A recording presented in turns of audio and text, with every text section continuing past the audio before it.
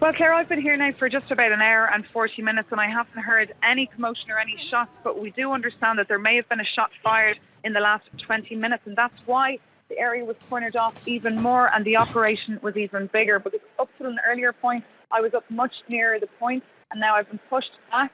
At the moment, there's just a few onlookers left. Many people have left the area. We've had confirmation at this stage as well from the mayor of Foray, that's Marc Jean-Guessel.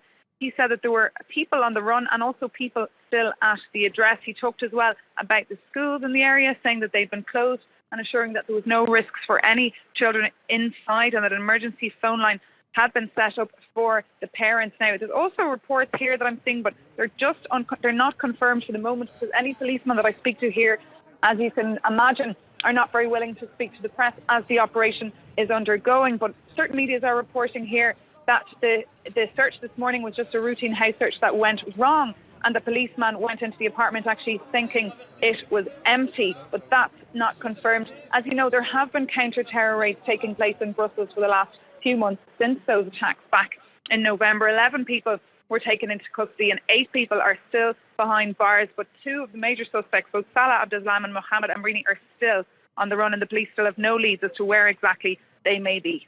So, Maeve, just to clarify then, the mayor has said that several people are on the run. That's exactly what he said. He said that there are people on the run and there are also people at the address. Now, there's been conflicting reports over the past few hours on how many people are on the run. Some media reporting that 1, some 2, but he's saying people.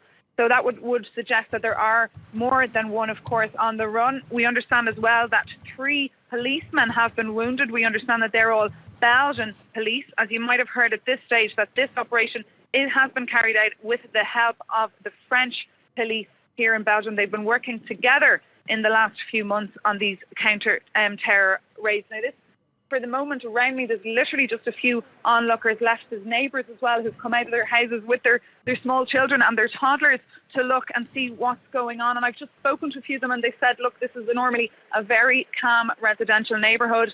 It's a neighbourhood where everyone knows each other and people tend to just be out at this stage, out for a walk or going shopping or coming back from work. So they're concerned about who might have been living up in that apartment that was the focus of the attention earlier and to how long this raid can continue and if there are dangerous people with guns on the run, what they could do and what exactly could unfold in the next few hours.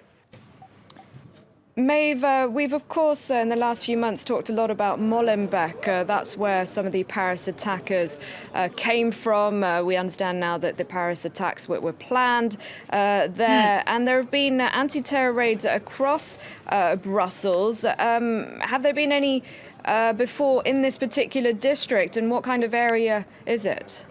Yeah, well, absolutely. As famous words of François Hollande after the 13th of November Paris attacks, he said that they were planned in Syria, they were prepared here in Belgium, and then they were carried out where you are in Paris. And we understand the number of those that were very involved in that meticulous planning of those attacks were from the district of Molenbeek, which is right here, one of the 19 districts. And it's about a 5-minute walk from the centre of Brussels, that district of Molenbeek. It's a district of about 100,000 inhabitants and a very family-orientated district as well, but with little tiny, more disadvantaged or deprived pockets that have been neglected, if you like, by the mayor and by the city of Brussels itself, because Brussels is divided into 19 different districts and each 19 district is run by a mayor and they all kind of look after that area and they don't really cooperate together as much as they should. Now, where I am, Foray is a leafy district. I mean, Foray, of course, means forest. It's based on a big forest. It's a very, very residential area with many, many inhabitants.